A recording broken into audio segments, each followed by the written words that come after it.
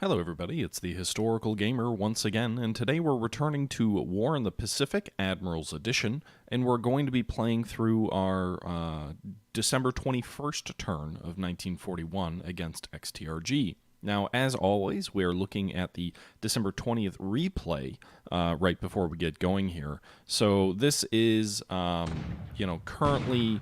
as we remember, the Japanese have landed on Midway. They haven't taken the island yet, but they do have a pretty strong force ashore the island. It's probably going to fall to the Japanese in the next day or two, whenever the Japanese do actually go ahead and attack. We have circled Midway with a bunch of submarines to try and counter the Japanese landings. And while they haven't been able to successfully, interdict or stop the invasion, they have done a pretty good job of blooding the invasion. I think they've sunk 2 or 3 of his transport ships, which is pretty considerable. Yeah! All right, so you can see here, in addition, we've got some submarines off the Malay Peninsula, and one of ours, Skipjack, just put a single torpedo, a Mark 14, so, those good old not reliable Mark 14 torpedoes, into the side of the heavy cruiser Maya, and it is on fire and is suffering heavy damage. A single torpedo, it hit near the middle of the ship, sort of near the, I don't know what you call it, the amidships, which is the most devastating place for a torpedo to hit. I don't think it's going to sink the Maya, but if it indeed did hit it, sometimes you get false reports, then she's probably crippled and going to be in the yard for anywhere between 3 to 6 months, I would guess. So probably 4 to 7 months before we see her in combat again, given transit times, especially with a crippled ship. So that's exciting to see. In addition to our discussion about Midway, we've also flooded the Gulf of Siam with a large number of submarines. We've kind of built a wall around a Japanese task force over here, which includes battleships, but there's also a task force in here that we believe includes some light carriers. So I'm trying to harass them as much as I can with my submarines and prevent them from coming south and engaging Midway directly. Or not Midway, sorry, Singapore. Additionally, you can see the Narwhal just put a torpedo into the side of the armed merchant cruiser Kinru Maru off the coast of Midway. So more successful torpedo strikes for our submarines this turn. You can see here. He also appears to be landing troops near Savii, which is just to the east of Fiji. We were worried that he was going to go for Fiji itself. It appears he's going off-center for the island of Savii. I do think, though, if he is landing on Savii, that means he's going to go for Fiji. I know I've been talking about it for a while. I'm convinced he's going to make a major play for Fiji. I don't know why he's landing on Savii, other than to say you can't really take Fiji without taking the surrounding islands of Pago Pago and Savii as well. So presumably they will all be targets of the Japanese. There's just too many sort of condensed islands in here with reasonable airfields and ports for the Japanese not to take all of them. If they don't, then it will lead to very much a Guadalcanal type of a scenario where he's got, he's going to have to fight a war of attrition against us, and he'll struggle to win that this far away from his main supply lines, I think. So he really needs to go for a shock and awe campaign and take Savii, Pago Pago, and Fiji all very quickly. But I don't know, I don't really know how quickly he can take them, frankly. I haven't detected any other surface task forces moving south. Savii seems to be the only location that he's made a drive on, and frankly, I just don't think that operation makes a lot of sense from his perspective if all he's doing is going for Savii. So I'm making the assumption that he's going for more than just Savii. But you can see additional troops and a fast transport, some DDs, are coming ashore as well, so he is landing there. We've done some recon on Canton Island, and we'll be taking a closer look at that, I think, this turn. But you can see here more torpedoes. I think the Congo Maru, another AMC off Midway, is hit by torpedoes from the Narwhal. This captain is being very judicious or expeditious in his operations here. Meanwhile, we're moved on to the recon screen. You can see here Japanese fighter bombers detecting some of our submarines. Catalina's detecting some submarines off the coast of Fiji, and some, I don't know, just a lot of recon goes on in any given turn in this game, and that's what you're currently seeing. I know sometimes you guys are kind of asking to see all the details or all the replay as it kind of plays out. I'm going to go ahead and fast forward just a little bit, since I don't really think anything of note occurs in terms of the recon. But it's going to lead us into the air phase, where you're going to start to see bombing raids. Actually, there you can see our first one. We've got some Hudsons and some SB-3s that are bombing Japanese troops near Ichang. So you can see here those raids just occurred.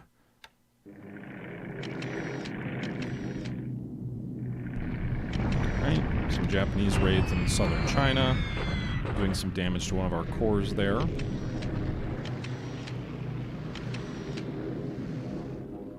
More recon over Ichang, additional bombing with some escorts of the Flying Tigers there. We're also trying to bomb Mersing, where he has some troops still, so we're using some of our Dutch bombers against his at Mersing, and you can see we did some damage there. Not a ton, but some. We've also continued our land-based strikes against Kota Bharu, and apparently we got good coordination between the Singapore raid, or the Johor Bahru raid, and the Maidan raid. We have a combined raid of Dutch and British bombers coming in here. So I'm going to fast forward through that. It's basically just our bombers getting slaughtered. There you can see the Dutch lost 3 bombers, destroyed, 2 damaged. They didn't do anything to the field. Raiding of Chiang Mai, no losses. B-17s and Blenheims and Hudsons, oh my, all making a move for Kota Bharu as well. Another coordinated raid. Fast forward through here. And we lost a lot on that raid. The Japanese lost 2 zeros damaged, 1 Ki-46 Dina destroyed on the ground. We lost 2 Blenheims destroyed in the air, 2 Hudsons destroyed in the air. We did put 3 hits down on the runway, 1 on the air supply and 1 on the airbase. That's not very much, frankly. Not enough to be worth that cost. And we've got another raid coming in of 9 B-17s also going against Kota Bharu.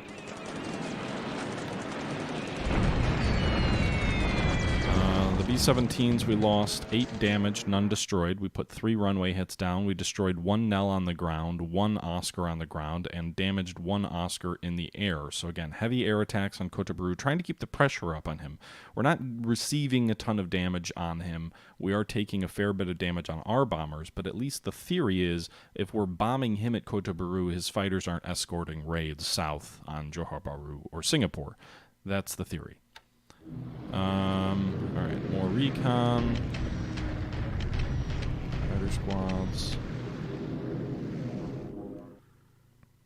Aircraft sighted over there. More recon over Bataan. Ship's crew providing damage control. And we're moving into the PM phase. Okay?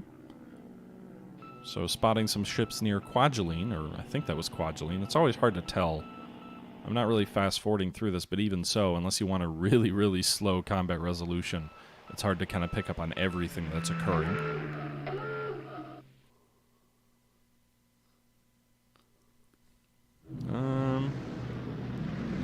Alright, let's fast-forward here. I don't know if there's any more raids on Kota Bharu or not.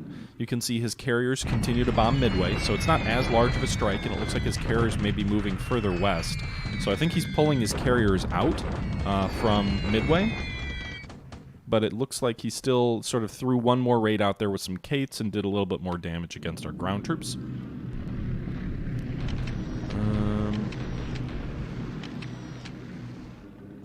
Alright, so combat sweeps over Bangkok, not doing anything. Interesting that no Japanese rose to engage us, though. Alright, cruiser mine layers are bombarding Savii. That's a CM, it's a cruiser mine layer. Which is interesting that he's using those forward in like an offensive action. I find that odd. Anyway, he had 2 cruiser mine layers and a transport. Did a little bit of damage. They disabled 1 non-combatant squad on Savii, so he is putting multiple task forces here against Savii. We don't have very much in the way of ground forces. I think we've got like 6 assault value. It's like 2 squads of infantry or something like that. So I'm sure he's going to take the island. But if we can prevent him from getting too strong a foothold, I've got some fighters and some bombers on the way to Savii. I may redirect them, to Suva, the base on Fiji, and I may redirect them to Pago Pago, which is a hex away from Savii, and then I can sort of train my crews up dive bombing his troops on the island of Savii, and maybe allow us to retake it. I don't know. A counterattack at this point is kind of challenging. but it might be possible given how distant any of his other support is. He has no air cover over the island, so we probably could have some reasonable success there. Meanwhile, you can see the Japanese are launching a deliberate attack. This is northeast of Changchao, and they are driving back several Chinese units, causing them to retreat. You can see here we inflicted about 1,000 casualties, but lost over 5,400, lost over 300 squads, or almost 300 squads of non-combatants, or sorry, of combatants destroyed, which is quite a bit. We didn't suffer any units destroyed, but two of our, I think there was 3 units there, and 2 of the 3 retreated? Yeah, 2 of the 3 retreated there, so we'll probably lose that position next turn. The main reason those guys are fighting there is to buy time to build fortifications at Changchao. Meanwhile, Japanese bombardment attack between Xinyang and Hankow. It looks like they are starting to move troops forward to try and counterattack and see if they can retake Xinyang. It's just a bombardment attack, so we're not going to get pushed back yet. We only have a couple of corps here. This is really just intended as a delaying force, and they already have orders to move back to Xinyang. So we'll go ahead and fast forward through the bombardment. You can see that the Allies lost 95 men, 2 squads destroyed, 11 disabled. Japanese lost 10 men in a counter-bombardment. Meanwhile, the Japanese are attacking at Midway, and they will take this island. We have no defending value versus almost 100 assault value. It looks like he brought a full infantry regiment to play here at Midway. They lost over 1,000 casualties, the Japanese did, but in the end of the day, they still end up taking Midway Island.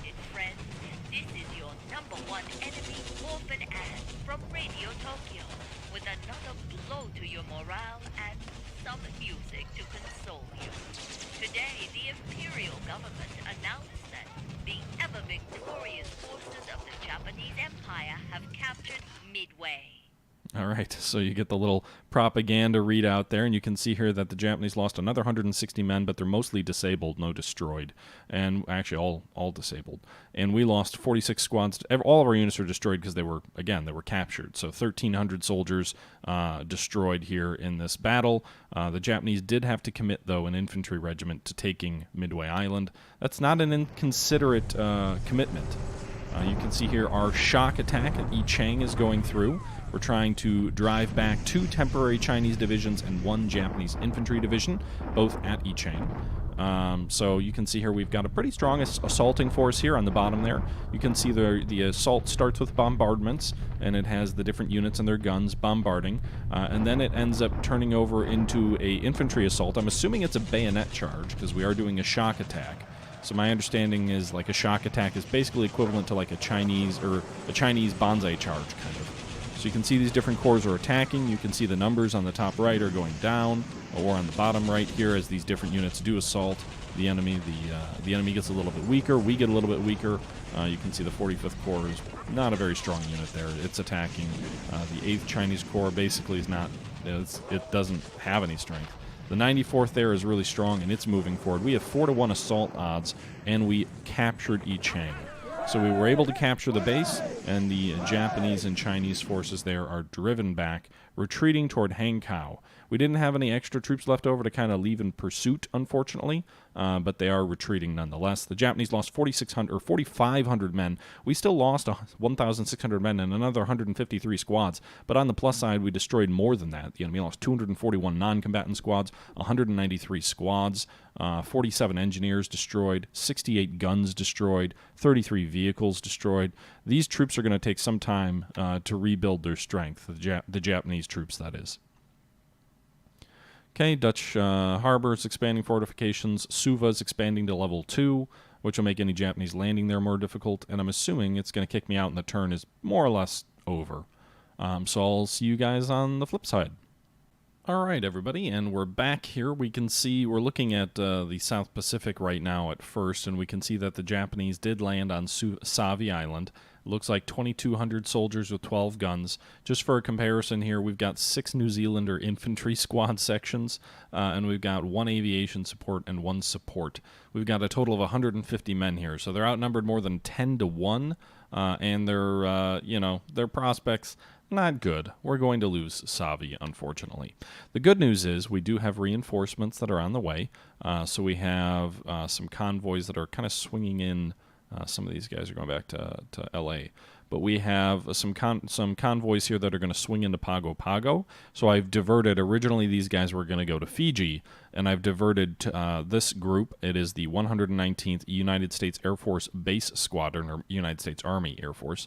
And then we've got sort of two aircraft elements. So we've got a F-4F Wildcat Squadron with 10 fighter aircraft, F-4Fs. They won't do a lot if he brings the KB by, the Kido Butai. If he brings them by, they'll just get annihilated. But as long as he doesn't bring the Kido Butai around, then they will be relatively effective escorts, I think, for these 19 SBD Dauntless dive bombers. And the reason I'm moving them to Pago Pago is these aircraft both have ranges of like 5 and 7 respectively. Savii is only 120 miles away from Pago Pago. Pago Pago is a port size 2, level 1 airfield with a capacity of 4. We're building and expanding it. We've got a reasonable defense force here. If he landed what he landed on Savii, I don't think he would take Pago Pago, and that's because we've got a Samoan Marine Battalion, and we've got the 7th Marine Defense Battalion. So we actually have 2 Marine battalions and a base force. That's a garrison with a 59 assault value. That's probably roughly equivalent to what he landed, but on the defensive and behind fortifications, which we're about to get to level 2 fortifications, that's not something that he would easily overcome. He'd probably have to commit similar forces to what he committed to Midway, to Pago Pago itself, in order to be successful. And I think he would struggle to do that, because at the end of the day, if he's going to land a regiment on Pago Pago, which is probably what it would take, he's going to probably want the Kido Butai around to make sure that those forces don't get intercepted and destroyed en route. And then the other factor is if he deploys a regiment to Pago Pago, then he's got to probably deploy an even larger force to Savii. We now have 174 assault value on the island of Savii, or on the base of Savii here. We've landed the 7th Australian Brigade. We've got 2 battalions of New Zealander infantry regiments. We've got a New Zealand base force. We've got 3 American field artillery battalions or regiments, and 2 American base forces. And this is, with the exception of this brand new Australian brigade, this is all what you start at Fiji with. It's a relatively strong force. But now, with the addition of the Australian brigade currently, there's still a few of them unloading, but we've got almost 10,000 soldiers on the base at Savii. In addition to that, we've got another battalion of New Zealanders and a base force to the west with about another 2,000. So we've got about 11,000 soldiers on the island of Fiji at the moment. In addition to that, with another 400 to come from that Australian brigade. In addition to that, we've got 2 more brigades on the way. One's, I think they're actually both heading for Savii. The 9th Australian Brigade, and then we've got, what is this? The 4th Australian Brigade.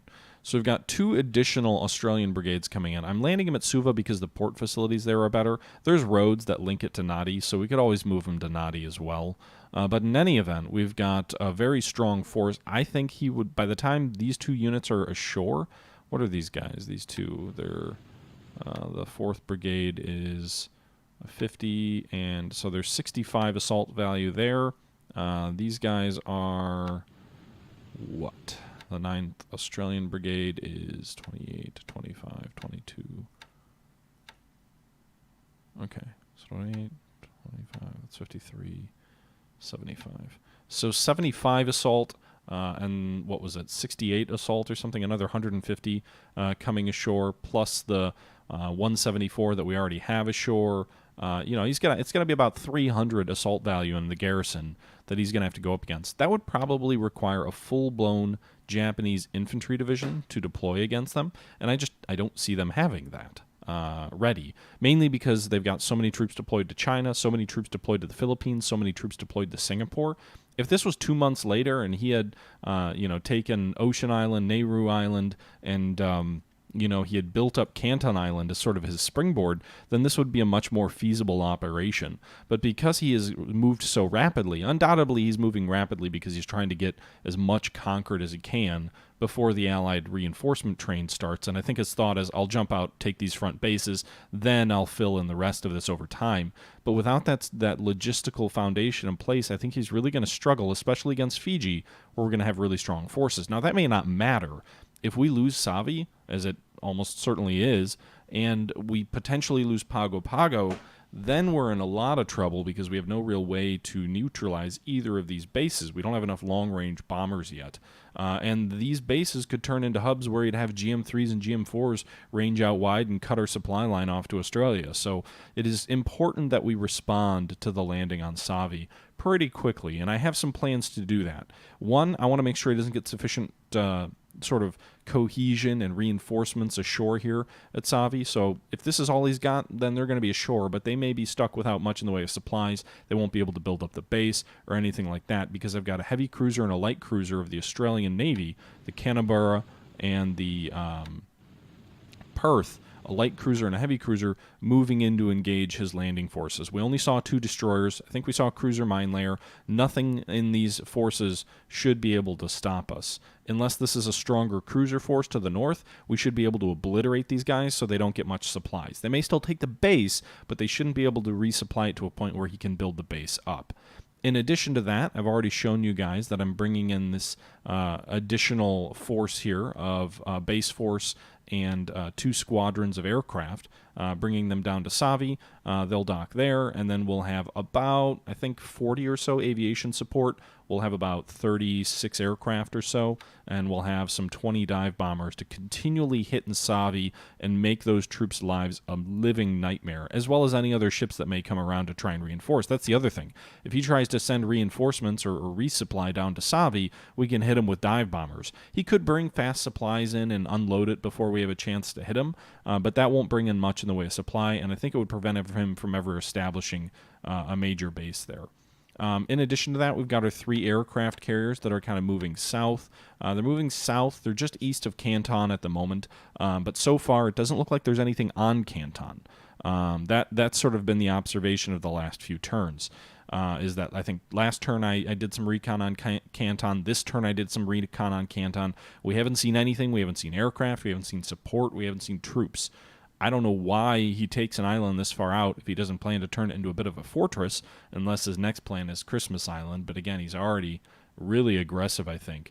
So if he's leaving Canton, if he just took that to kind of make me take a wide berth on my transport routes without really thinking, he's got something coming, because I'm moving 2 troop transports in at full speed, carrying a base force to try and take, repair, and build up Canton into a shipping interdiction platform. Because if we can build up Canton, if we can take Canton and build Canton up, and we put dive bombers or any kind of aircraft out, we can at least, even with very short-ranged aircraft, deny any direct resupply. His resupply will have to come in on an angle this way over near Savii.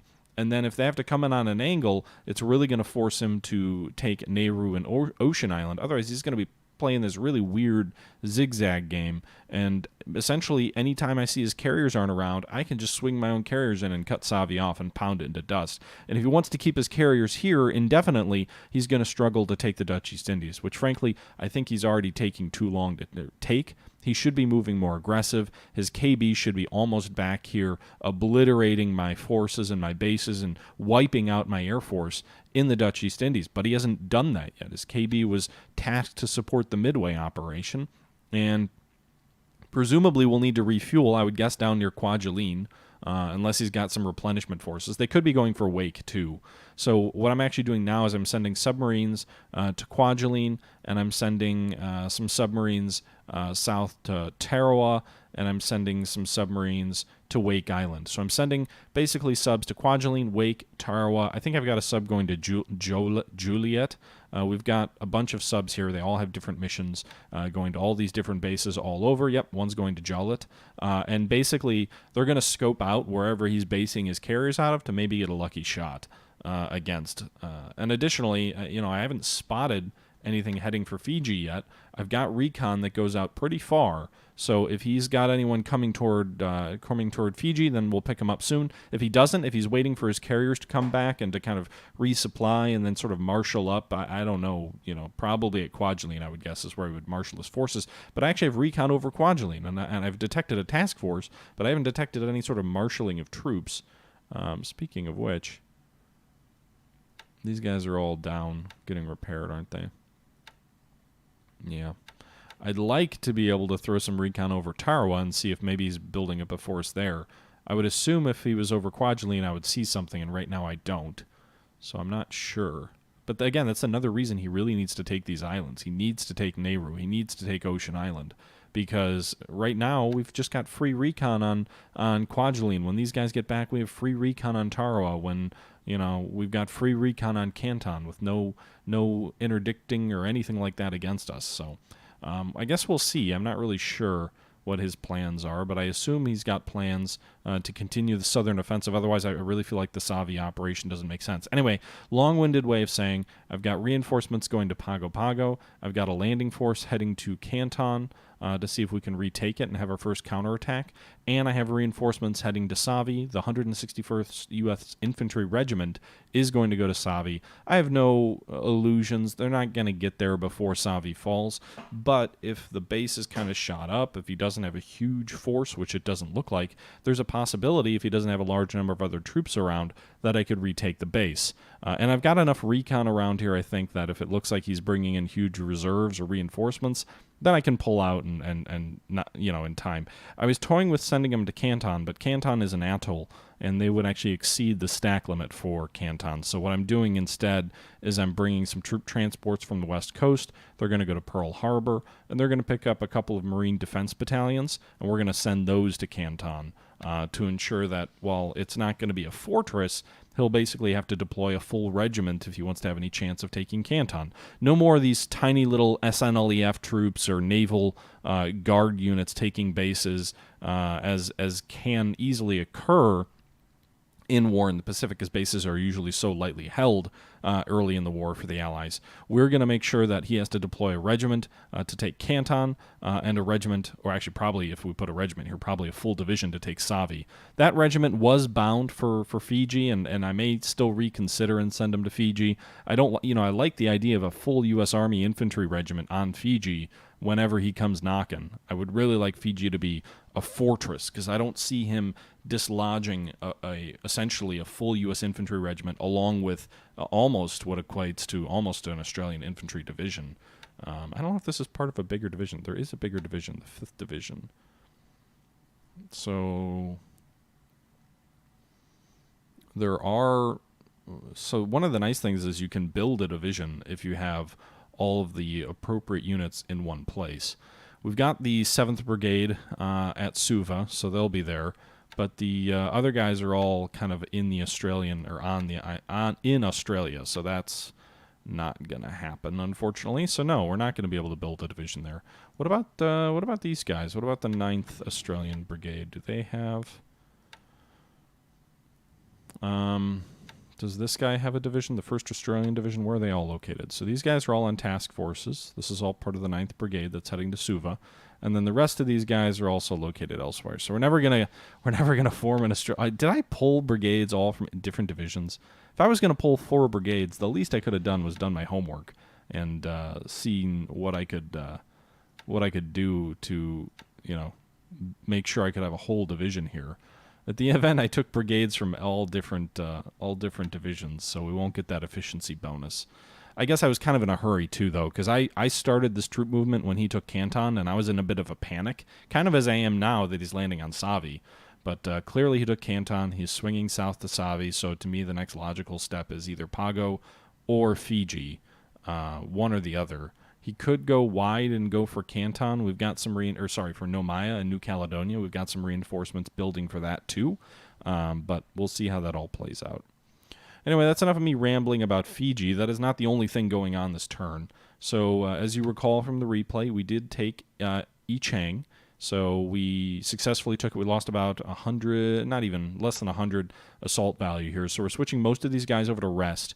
The supply situation isn't great, but it does actually look like they all have enough supplies right now that these guys have all drawn. So I think it's just the additional reinforcements or supplies we don't have enough of. We're requesting 13,000. We only have 4,900. With that being said, none of these units are in the red, so that's really good. They should be able to take some time and to rest and repair and kind of rebuild some of their damaged elements here, rebuild some of their disrupted elements here, you can see. With that being said, we are going to move, I think, two brigades, two corps to the south here to border Hankow. He's obviously making a play to move towards Xinyang. So if I put some troops here, I have no intention to launch an overall sort of central Chinese offensive and try and retake Hankow. I don't have the manpower. You could see we butchered like 6 corps trying to take Yichang. And I would imagine Hankow is even better defended, at least in a fortress perspective. So I have no intention to take Hankow, but at least to kind of keep him honest and maybe slow his advance on Xinyang. In addition to that, you can see our troops have been largely pushed out of this northeastern corner near Changchao. We have a large number of reinforcements that have arrived at Changchao, and I assume that's what he's going for. So we've got troops resting there and trying to prepare for combat. We've got about 1,300 garrison. We're building the fort up. I think we just got to level 2 this turn, or maybe it was a few turns ago. We're almost to level 3.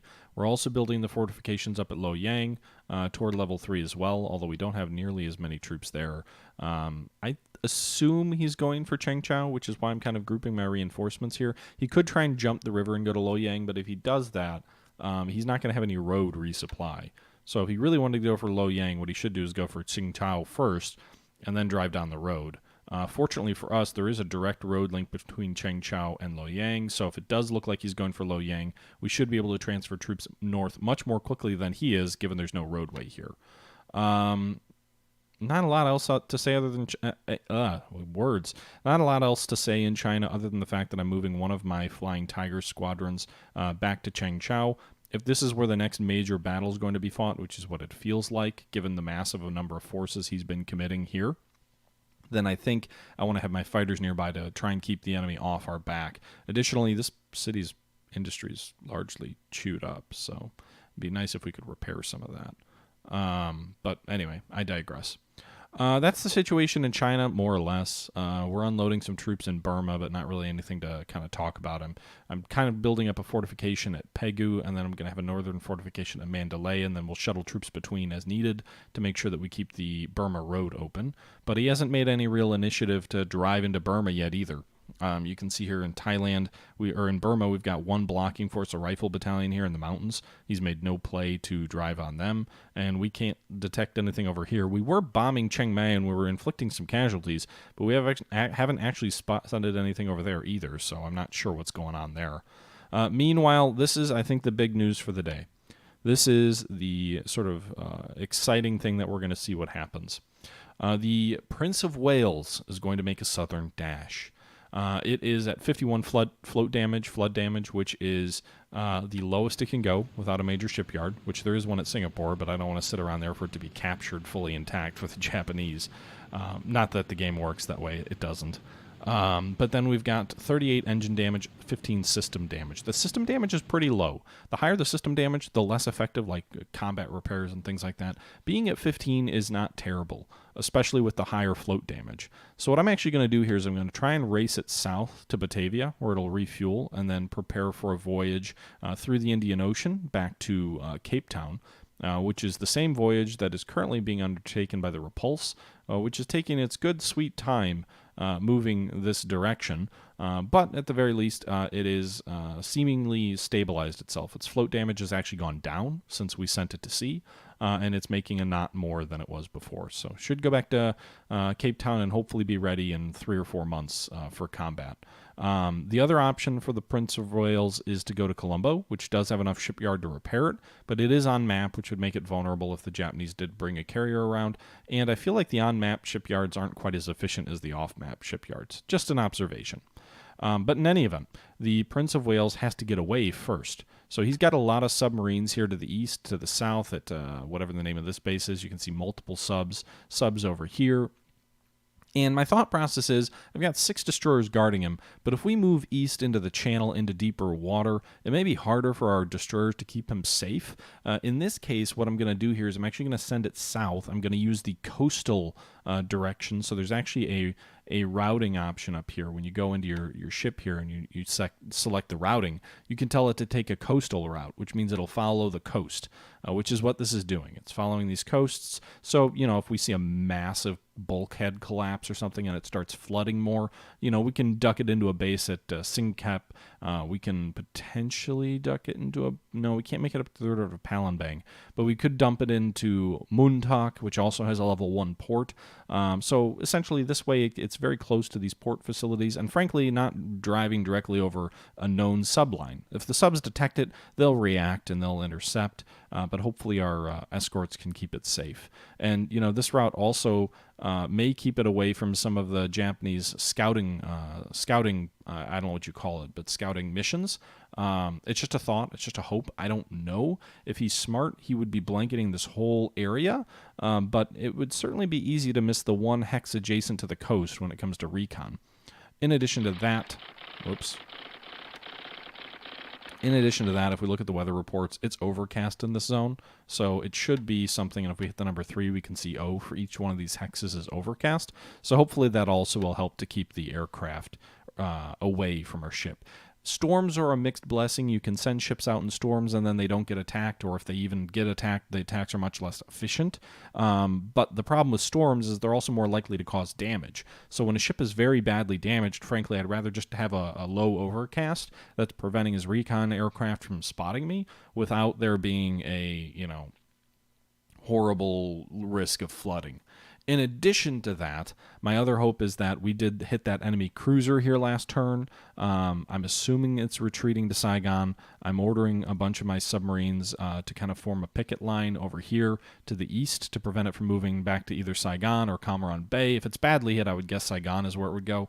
Saigon is the logical place because there's no shipyards on the Malay Peninsula. At least I don't think there are. Maybe there is at Bangkok. I'm not sure. But I guess I'm just hoping that he moves east, back toward Japan. At some point, the cruiser is going to have to move to Japan anyway. It may already be gone, but in any event, I'm kind of boxing in his task forces there. So we'll see if we can intercept anything over there. We're also ordering our other subs over here to form a picket line in the south, so we've got some additional subs coming north to prevent him from moving south. So we know he's got, cruisers and battleships and carriers. I don't want them racing south to try and catch the Prince of Wales, but if they do, I want them running right over a submarine line. My other hope is that because of that damage with the subs is, maybe that'll change his priorities for some of his patrol aircraft. I'm sure the GM3, I think they can reach about here with torpedoes. So really we need like 1 day to get out of torpedo range, because with the flank speed here, it can go to the green line in the morning and then the green line in the afternoon. So it'll finish the day somewhere around here. And then if tomorrow happens, if it's not sunk by then, it'll be down to here-ish before, assuming no additional damage, before daylight tomorrow. So I think today is really the big risk for air attack. But my hope is some of his patrol aircraft that would be normally out hunting for me have shifted over to anti-submarine warfare duties. Ideally, he just sends everything, all of his aircraft to anti-submarine warfare, because he probably knows we've got a lot of subs around here, and then we can slink away because he doesn't know that we're looking there. But we'll see. Additionally, I have some other ships that are going to kind of clog the picture if any recon does occur. I've got some ships full of fuel that are leaving Palembang here. They're taking a risk themselves, tripping over this into the corner of this anti-shipping range for the GM3s or GM4s up here. But at the very least, if he detects these guys, especially with overcast, maybe he'll misidentify them. There is a warship, so maybe he'll go for these guys instead of the Prince of Wales in that event. Additionally, I am taking a bit of a risk in sending 4 tankers north to Palembang in an effort to pull more fuel out of that base. But we'll see if that's a smart move or not. It's 4 tankers. It's not the end of the world. I'm also loading some tankers up here at whatever this base is, at Oosthaven, which is pulling fuel down from Palembang. But I really want to get more of this fuel away from XTRG's grubby little hands, because he will eventually take Sumatra. And again, that's just another thing that his patrols in the area. If this was the only thing moving this turn, I would be uneasy, because it would be the only thing that anyone's looking for. But if we've got 2 merchant convoys that'll be transiting the Banka area, we've got multiple anti-submarine forces up here that have kind of helped, hopefully, clear a bit of a lane for us, because you can see these guys have cleared this hex of enemy submarines, these guys have cleared this hex of enemy submarines, and our battleship task force is going to move through one and adjacent to another of these hexes. So we'll see what happens, guys. I'm not optimistic. It's a very badly damaged ship, and if he does spot us, those GM3s will make mincemeat. Additionally, if a submarine gets lucky, it may also make mincemeat of the Prince of Wales. But we'll see what happens, guys. I think that's the main things to talk about this turn. I talked about the landings on Canton. We talked about diverting a regiment to Savii. My heavy cruiser and light cruiser are going to try and engage his troops near Savii. And we've got increasing strength on the island of Fiji as well. We also have some additional troops which are loading up to go to Nomaya. I don't know if they've actually left port yet. Yep, we've got about 1,000 soldiers. The 39th Australian Battalion is going to Suva, or is going to Noma, in an effort to make sure that, maybe he changes his mind and says, I want to go toward Noma instead. If that was the case, then I want to make sure it's not a free landing. Espiritu Santos would probably be a good base for him. Level 3 port, level 5 airfield. That would be, frankly, a much safer base. I would struggle to actually intercept him that far north. So if that's really what he wants to go for, if he really wants to try and interdict my supply lines, that makes more sense, frankly. Now I'm nervous. What if he does that? I don't even know what it's worth. It's worth 50 to Japan. What's Savii worth? Savii is worth 525? Holy crap. It is... Wow. That's a valuable base. 525 and 75. I thought 50 was a lot. Midway's not worth that much, is it? We just lost Midway. From a victory point perspective, it's only worth 27? I don't know what the parenthesis numbers are. Maybe that's like the total value you can extract, and then to the right is the value you have extracted. I'm not sure. Or maybe it's based on damage. Again, I'm not sure. But Midway's not even worth what he lost in terms of ships sunk. Anyway, I'm also going to tell my bombers to stop attacking Kota Baru. I'm going to switch them over to night raids, and they're going to start raiding. I need to preserve my bomber fleet. Singapore is doing really well on the fighter front. He really needs to be doing a better job of beating down the Singapore airbase. Right now, we've got 77 ready fighters.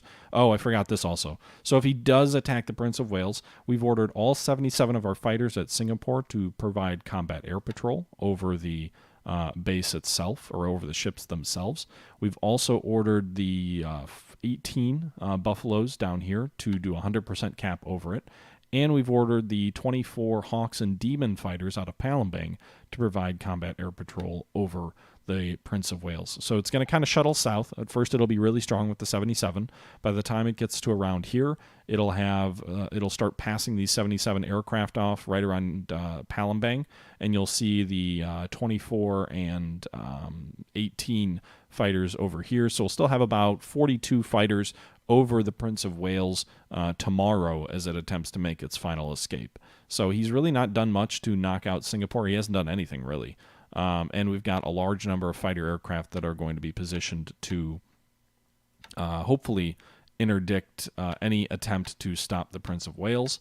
If we look at the other aircraft, we've got another 27 bombers or so in Singapore. And I also did reposition one of my PBY Catalina units over here to help deal with the submarines. We moved it to Swing Kang. We've got 7 Catalinas over here scoping the area for any enemy submarines, and hopefully they'll be able to keep them down and away from the Prince of Wales. But this is a great gambit. This is a ride of the Light Brigade or whatever. This is a serious attempt to save a valuable unit that I really have a soft spot for, and I really want to see be successful. I want the Prince of Wales to be sort of my... I want the Prince of Wales to be my hero. Yeah, that's dumb. But anyway, that's my hope. So I'm hoping that she survives the war and she can be that storyline that we write sort of a novel about. And we can talk about, here's the story of the Prince of Wales as it escapes from the Japanese clutches near Singapore. Anyway, guys, that's enough of me rambling. I think that's going to do it for this episode. We've been going for over 40 minutes, so I hope you guys enjoyed it. Let me know your thoughts. Next time I will record my live reaction of what occurs, or if not next video, then the video after that. I will start doing that. We can see a massive migration of Australian troops. Not all of them by any means. We've still got the bulk of the Australian army over here, but we're moving a lot of the small troops and sort of cavalry brigades and a few of the armored units up to Darwin in an anticipation that if he does eventually make a play for Australia, Darwin is where he would land. There wouldn't really be a lot of value to any of these other bases. Darwin is the key on northern Australia, maybe Broome way out here to the west, but that's it. Meanwhile, my carpet of oil is on the way, flowing south into Australia, the lifeblood of the economy. What are we moving to Darwin here? Oh, we've got an Indian brigade also moving to Darwin that had been bound for Singapore, but I'm not crazy. I'm not going to send troops to their death in Singapore. I mean, it might allow us to hold a little bit longer if they had gotten here, but given that the garrison at Singapore actually isn't all that strong. Between Singapore and Johor Bahru, we've got about, 800 assault value. We've also got another 100 here, so it's about 900.